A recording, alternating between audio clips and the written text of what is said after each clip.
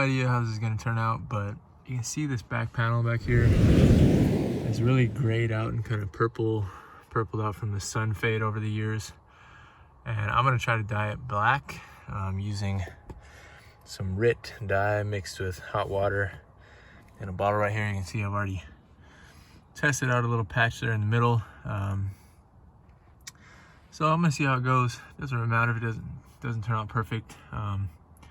It's okay by me. I'm gonna test it out in kind of the middle areas, and then obviously if it's looking good and I'm getting close over here, I will protect these side portions with maybe some thick paper or something, wedge it in between so it's not gonna turn the side portions black as well. I would love it if all of this was black, but that would take a long time. So I'm gonna try it on this and see how it goes. I'll update you.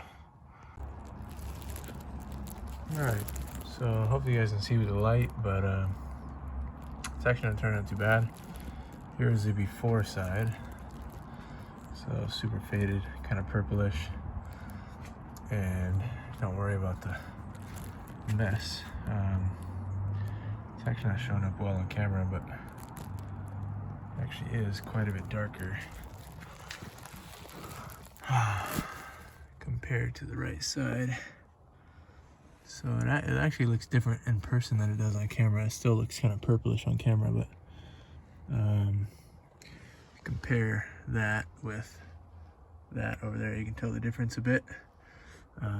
I'll try to get it in some better lighting so you can see the difference, better difference than it looks on camera. All right, so here it is after finishing. Again, it looks really light on camera, but it actually is quite a bit darker in person. I might let it dry and then tomorrow come back to it and see if I want to put another coat on it. The last thing I'm going to do is, you can see the suede on the shoulders of the seats. I also dyed that one. You can compare it with this one over here, which you can see it. So there it is on the right side compared with the left.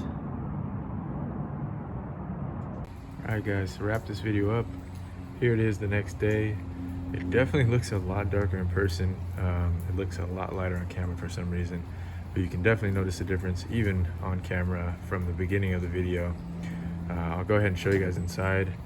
The shoulder bolsters as well turned out really nice. They match the front perfectly with that little bit of dye that I added onto them. So I'm gonna show you guys.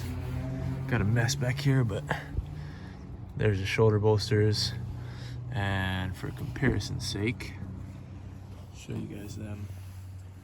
They're actually a little bit darker maybe than the fronts now, but blends in nice. And there's the back. Still has a slightly purplish hue to it, but I don't mind that at all.